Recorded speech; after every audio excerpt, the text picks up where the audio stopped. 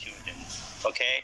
And you know that the process of that plantation, and also the worriness and the concerns of those people who are responsible for that plantation, just like Boundaby, Mr. and Mrs.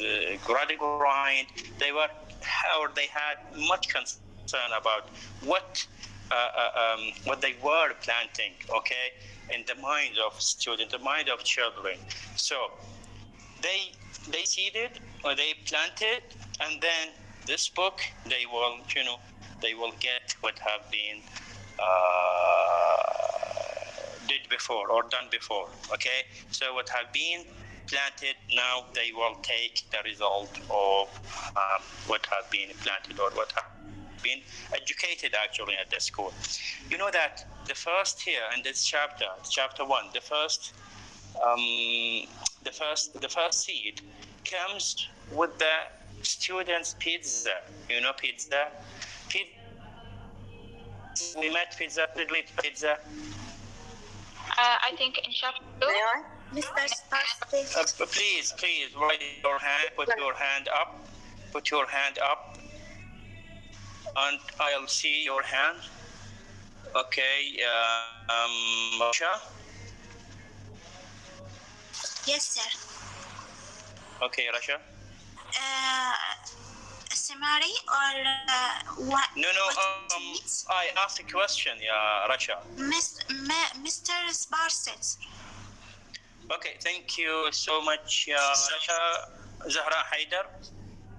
Yes, sir. In chapter 2, we have teachers. It is a student in Boundaries school. Okay, good. What did he say at that time? And to whom? May I? Okay, Ali Abdullah. Yes, thank you, sir. He answered the question of Mr. Gradegrind about horse and describe horse. Okay, good. When you know that Mr. Gradegrind, when asked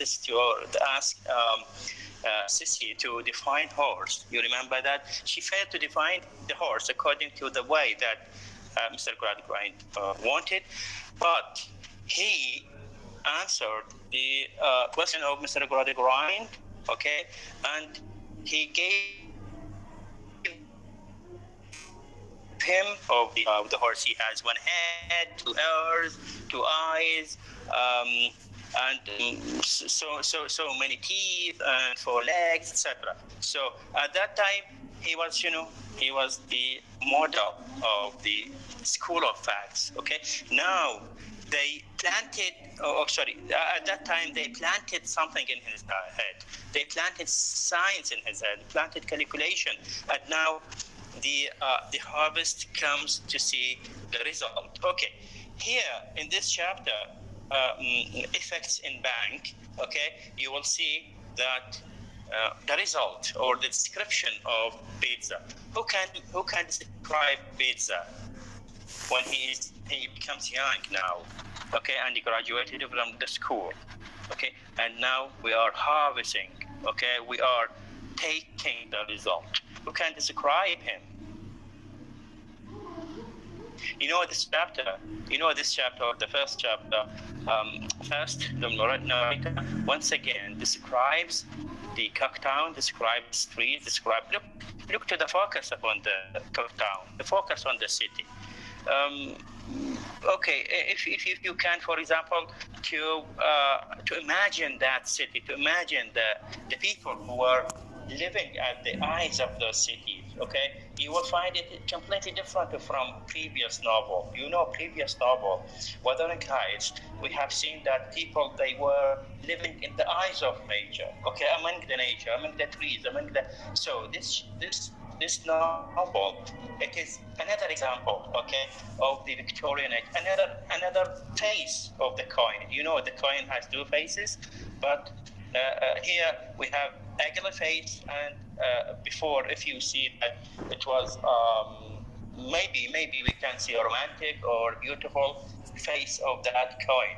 Now another coin here, as I told you, that this coin is very black, very dirty, very gloomy, very very sad, etc. So now you have a complete picture of Victorian age. As I told you that the life and the politics and everything in the Victorian age can be described in the sense of contradiction, contradictory points of view. Okay, each writer has his point of view. Now here, Charles Dickens has a completely different point of view from, for example, other writers, or specifically Emily Poppleton. Okay, the narrator started with a description of the town, of the city, and you know that this is maybe the fourth or fifth time, okay, we have a description of the city. Why? Because the city is very important. The characters were or are or will be, described according to the setting, according to the city. Just when we had seen before in Wuthering Heights, each character, specifically Catherine, you remember Catherine, the mother, Catherine, the daughter, Heathcliff, every character was described, or all of them were described by the setting itself. Okay, so here once again the focus or the emphasis upon the place, upon the setting on which the events take place, okay, or took place, and we have description of the characters against that setting. Okay, who can give me a description for pizza? Pizza, as I told you, then we are collecting the seed, we are collecting the result. Yes? Maha Haidar? Yes, Maha? Yes, Master. Yes, here just like a spy on the bank. Okay. On some red rains. Mm-hmm. Yes. Okay, what else? What else? May I answer? Okay, Ahmed. Yes, thank you very much. Pitzer, as we know, he became a young man, and he right now work in a bank of Mr. Bounderby, and he spied for Mr. Bounderby about the workers, about the worker in the bank. He spied about them on them. And Pitzer is still intelligent man. He remember the girl 20 until now who answer the question about the horse, as we said before. Okay, good. Yes, who else? The significant point, he spy for Mr. Bounderby. Thank you. Yes, who else? Miqat Hadi?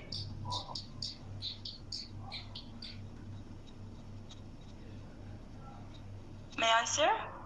Miqat Hadi? Good evening, sir. Okay, good evening. Pitzer, bright young man, very careful and very intelligent.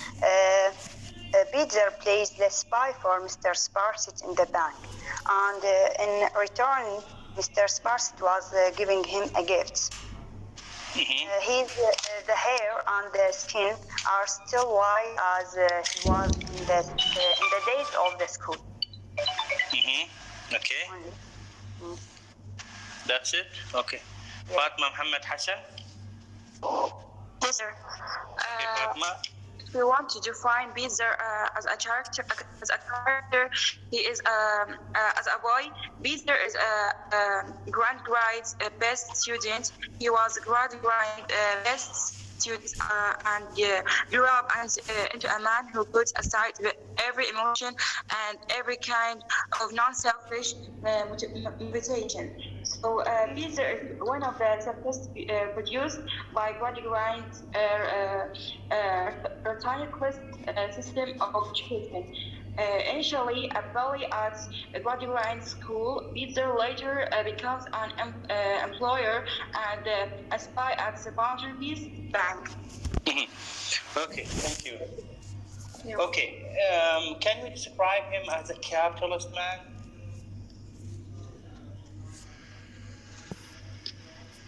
May I say? Zahra Haider?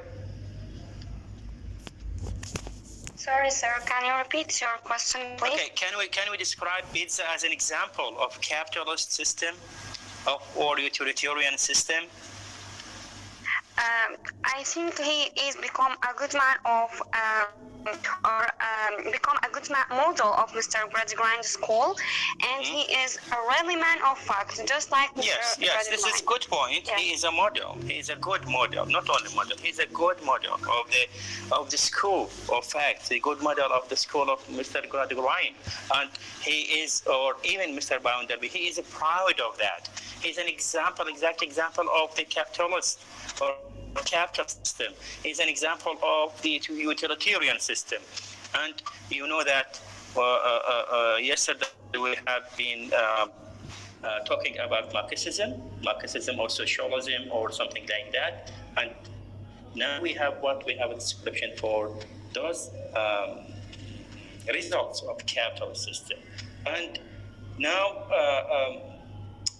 he is just like a spy, okay? He's just like a spy. He made a companion with Mrs. Sparset.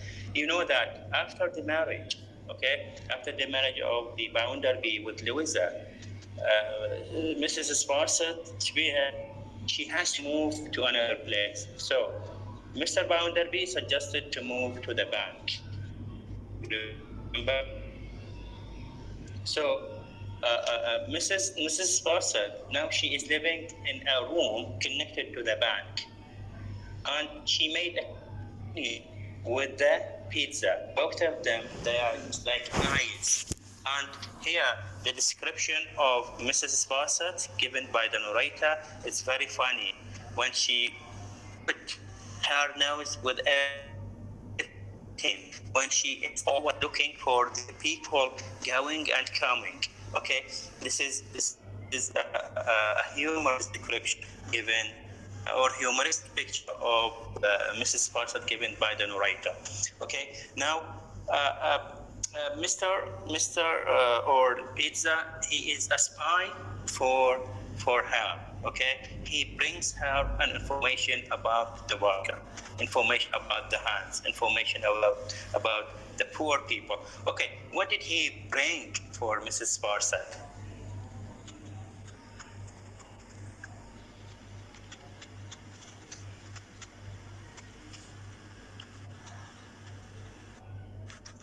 What was the news? Okay, May I say? Yes, sir. Peter informed Mr. Sparset of the common labors and their lack of values and their inability to save money and improve upon their condition. And they both agree that the moral of the poor are wanting. The relationship between Peter and Mr. Sparset is very much like a relationship between a spy and his employer. And they both and he tell her that about Thomas and how he spends his money. Yes, first of all, thank you. Good, Rushd. First of all, Tom, we told her that is becoming a bad fellow. Okay. Yes. You know that he was greedy and he was. We gave him a description previously. Okay. He mentioned also his point that touched Marcus's theme. Okay. What else he mentioned? May I say? I need new students who did not, or they hide themselves. Fatma Kadam, for example. Fatma Kadam. Murada Kadam. Nihad Madar. نور محمد، رفاه حيدر، روز أحمد شاكر،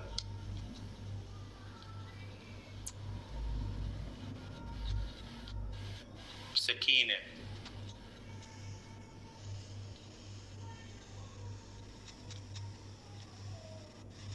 ميرايد،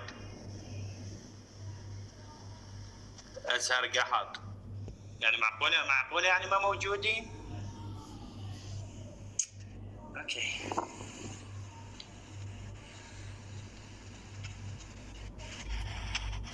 حنين محمد،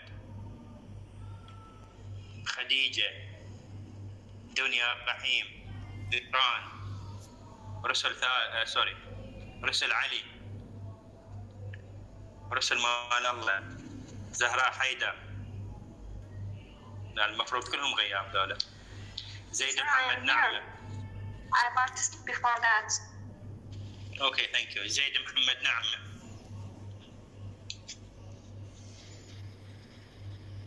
سيف علي. شيماء حسين. طاهر فاضل. عادل. نبع عادل. Yes. Sir, about Mr. Sparser and Mr. Pizza gossip about the workers and the manufacturer. He tell her that the factory worker actually went to onions, which he said they are disloyal to their masters. Also, good. This is the touching point. This is the touching point of Marxist thinking. You know that those workers are uniting together.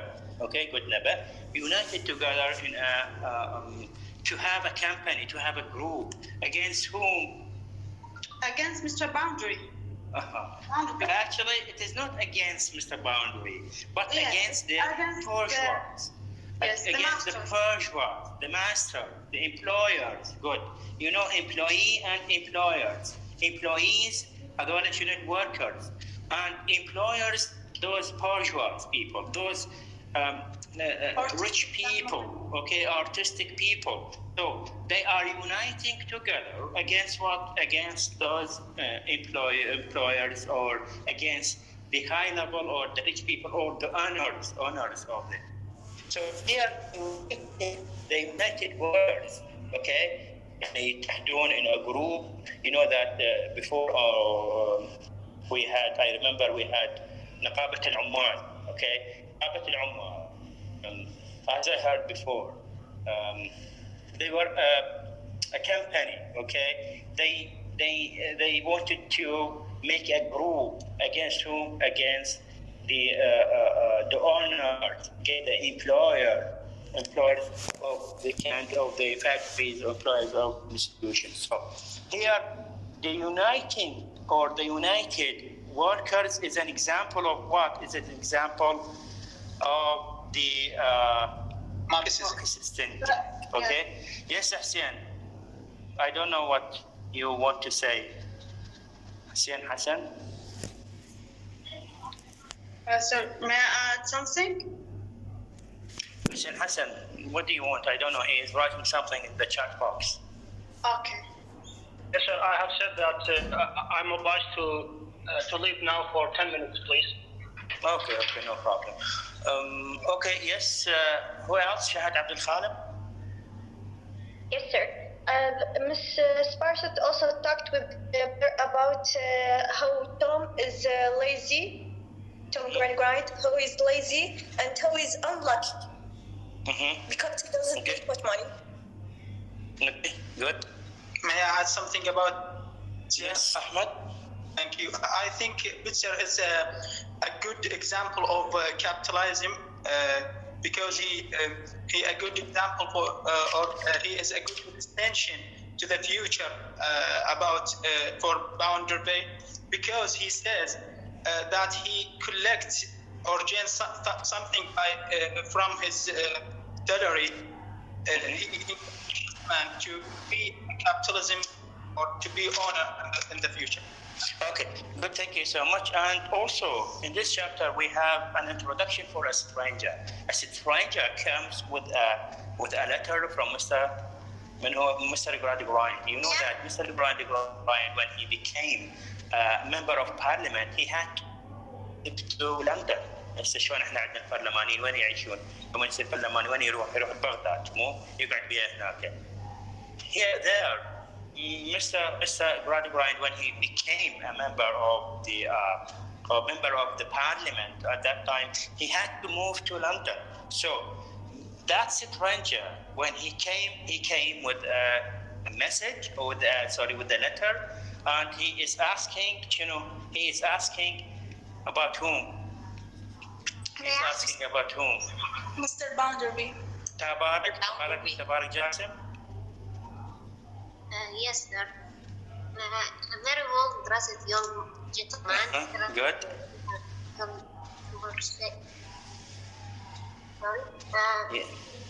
very well-dressed young gentleman interrupts their conversation by knocking at the door. So he explained that he come to Cooktown to enter project of Gradgrind, and he presented this to Mr. Sparrow, and his letter. Hear about Louisa Vanderby, of whom he has heard. Okay. That's in court. Okay, thank you. Zahra Haider? Yes, sir. Zahra Haider? Yes, a stranger man who is called James Harthouse asking about the addresses of Mr. Bounderby. He has a letter from Mr. Gradgrind. Okay. Okay, another curiosity about that man. He is asking about whom? Not only about Bounderby. Yes? May I? Zainab Hashim?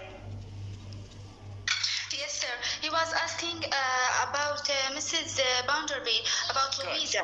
Yes, about Louisa. Okay, he is asking Mrs. Fawcett about Louisa and about her age and about her condition. Okay, this is an introduction for the further improvement, further development in the plot when this stranger will make a relationship with Mr. Bounderby's wife, Louisa. Okay.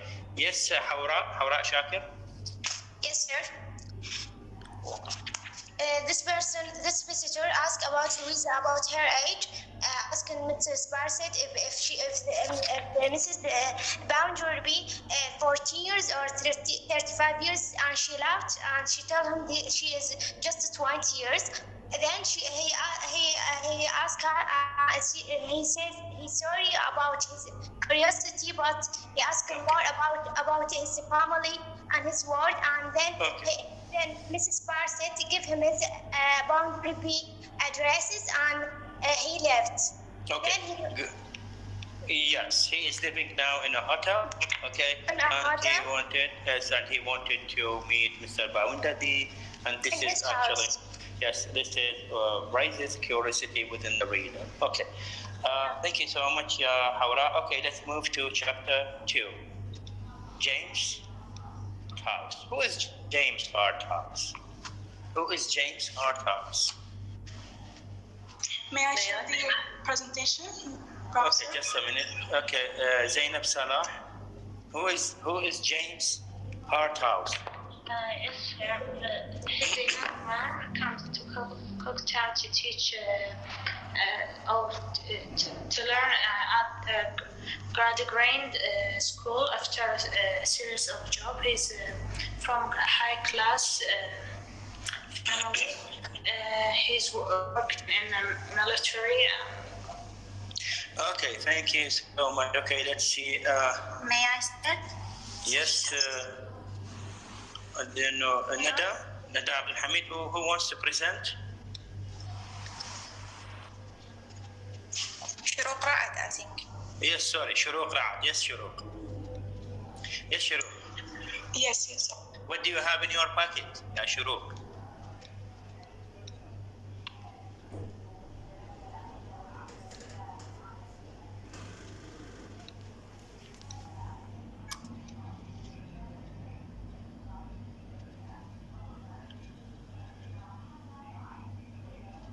Okay, good. Shuruk, this is good, but this is a modern factory, you know? Yes, I just find this. Okay, good. No problem. Well, You know, this is a description for the cocktail. Okay, go ahead, Shuruk. Country. Okay, yes. Now we will move to another chapter, Mr. James Harthouse, which is the second chapter of Ripon. And the first character we will meet, of course, Mr. Harthouse. Charles Dickens has presented this character in the previous chapter, chapter 1, as a strange visitor or the stranger. And according to Mr. Discar's description, we knew his physical appearance.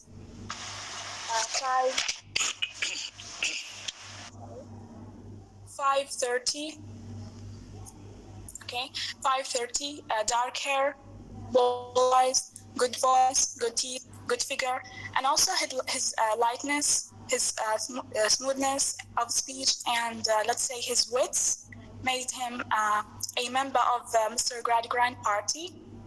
You know, to be in such a place, in a party or in the government department, it has to have that knack of manipulation. Okay. However, back to his name. Could anyone of you guys talk about his name, or do you notice any difference between this name and other character?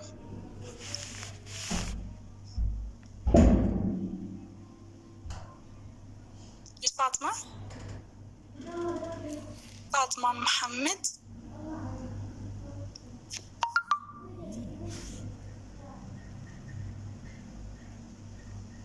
Sorry, do you hear me? Okay, Isra Aqil. Yes, Miss. Okay, go ahead, please. Do you think is it ironic, or what do you think about his name?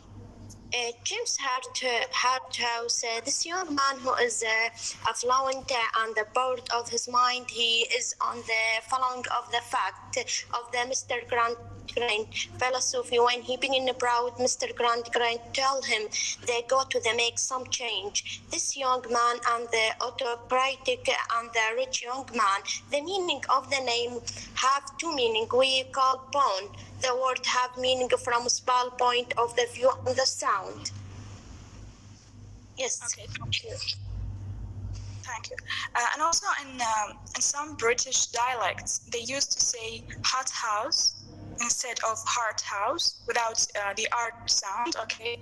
And you know, hot house is a place where plants are raised with a temperature, with a controlled temperature and humidity. In other words, they where they are raised artificially, and everything about hot house is artificial. And also when it comes to his life, especially his career, Hart House had several jobs before. He worked in the military also he has a political post. Also, he traveled around the world on yacht, but he got bored everywhere.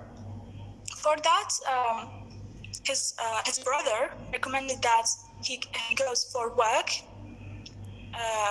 work for hard fact fellows.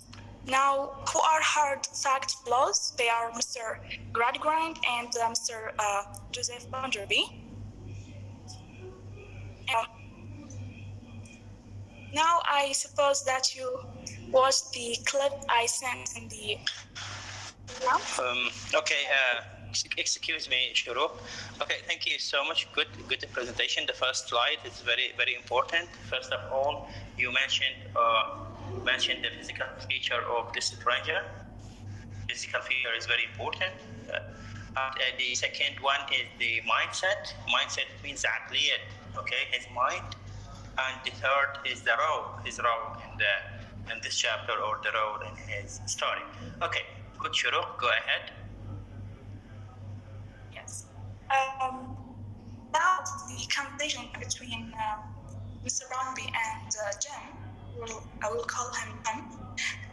But Mr. Brownby has received the letter and Jim's card, and he directly went to see him in the hotel. There he found Mr. James Harthouse looking out of window in a state of mind so disconsolate that he was already half disposed to go in for something else. Now this is from your textbook. And could anyone talk about the conversation between Mr. Bounderby and James? He talked about the country, he described it to Jim, and introduced him to his wife. Okay. Sheikh Abdel Khaliq, please go ahead. Shad. Okay, Maha.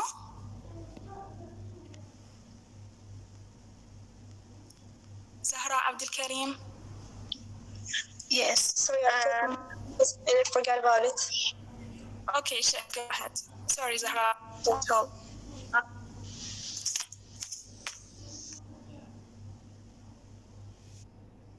Shahad? Can I complete or Shahad? Okay, Zahra, go ahead. Yes, please.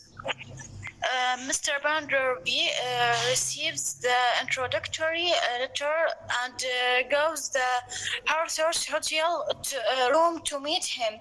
Bounderby introduces himself to typically Gulf fashion, telling the newcomer about Cooktown and the smoke is meat and drink to us. The healthiest thing in the world. He calls factory labor the pleasant work there's, and he lent work there is. And writers, the workers' ambition to be fed turtle soup and this from a gold spoon. Yes, thank you. Who else? May I? Yes, please. Yes, miss. Mr. Harthouse meet Mr. Bounderby. He asked him whether Cooktown always dark and the cold as this way. Mr. Bounderby told his that his smoke is their dark and they eat. They cannot live without this cows. It is their life depend on the also say that this is smoke good for the lunch in the factories. He offers that the best worker works with a very high salary, but nothing truth from this, and he know that very well. Okay, yes. Thank you. Now,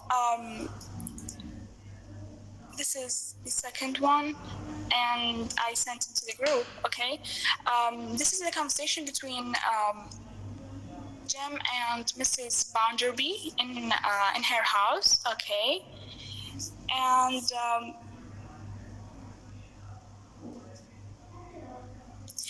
in his conversation with Louisa or Lou, actually it revealed a lot about his name. He's just bored with his unchallenging aristocratic existence, and so he goes in for things, travels, politics, even love, as we will see in the upcoming chapters.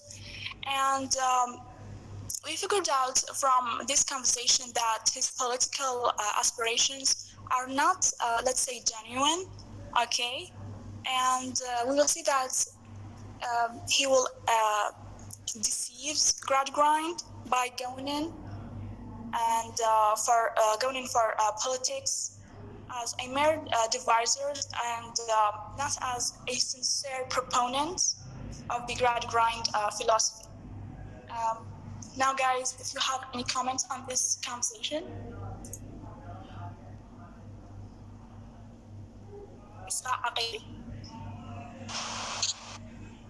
Yes, miss. At the Bounder, we mentioned Harthouse meet Louisa, and he find he is very attractive but very hard to understanding. She is extremely guarding and reserving, and he is unsure that his idea and his rhetorical display and embracing here the way that have embracing everyone else. In this observation, Harthouse notes that Louisa's ungrateful younger brother Tom is the only person that can make her happy. She smiles when he see him. At the end, on the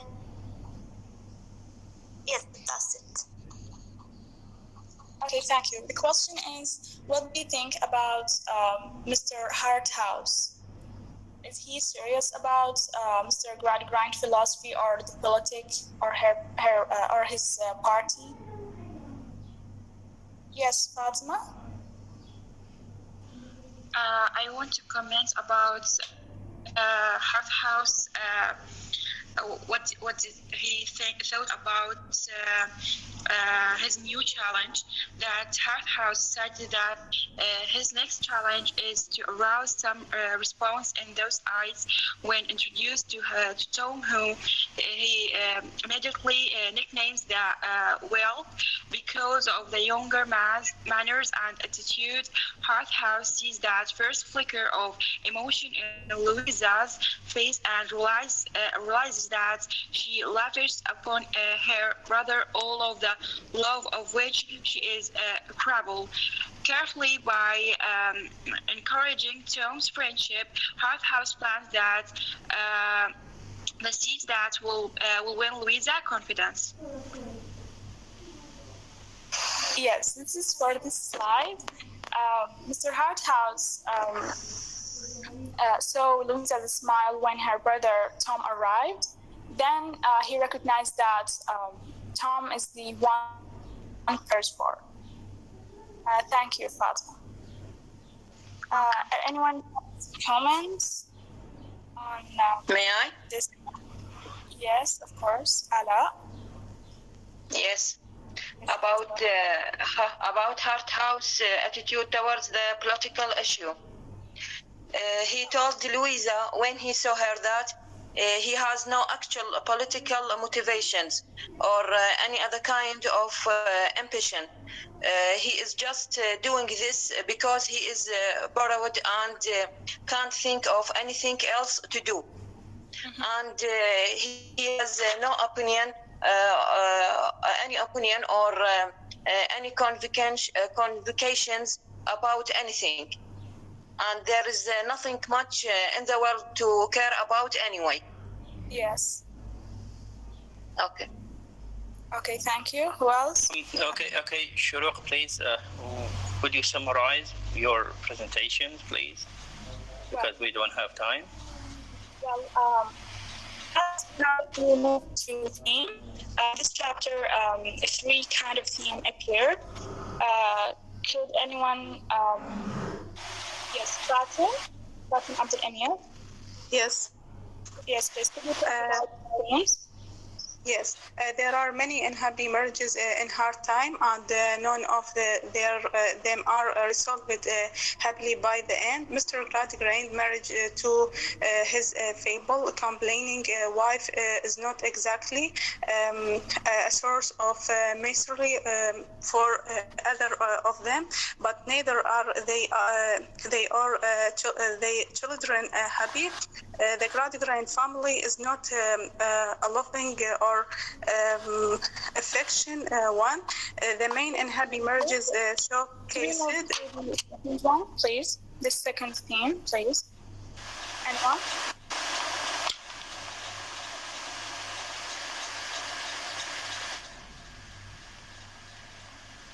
Okay. The other theme. Fatima, yes.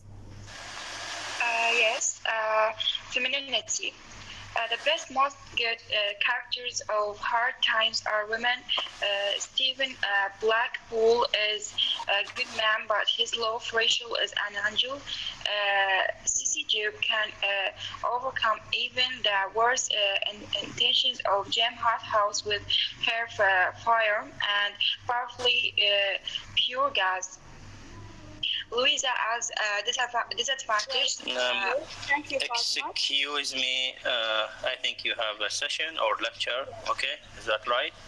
Yes, and thank you for watching. I want to end my presentation with the most famous motivational phrase by Nelson Mandela. It always seems impossible until it's done. Thank you for your watching.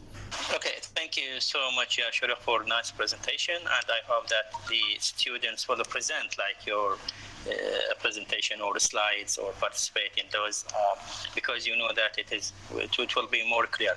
And I ask you to send it for me, if you don't mind, to upload it in the model.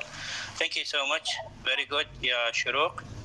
And thank you for your listening. Next time we will have 3 chapters because we will have 2 successively sessions. Okay. Thank you so much. Have a good time. Bye bye. Yes, Ali Abdullah. Yes, thank you. Can I present chapter 4? I don't know. I don't know what it is free or not. If it is free, okay, I don't mind. Okay, just to mention it in a group. I don't know whether it is taken or not. I'm not quite sure. So try to speak in a group.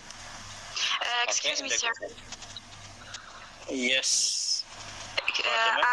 I told you that I will take chapter 3, and I think so it's free.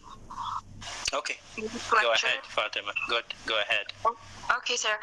Sir, should I share the screen or do just like a PowerPoint? Yes. It's important or not? Yeah. You know that PowerPoint will help us and will help the students to understand carefully. Okay. If you can, okay. If you can't, also okay. But it is better if you can. Okay, sir. Thank you so much. Okay. Feel free to leave. Bye-bye.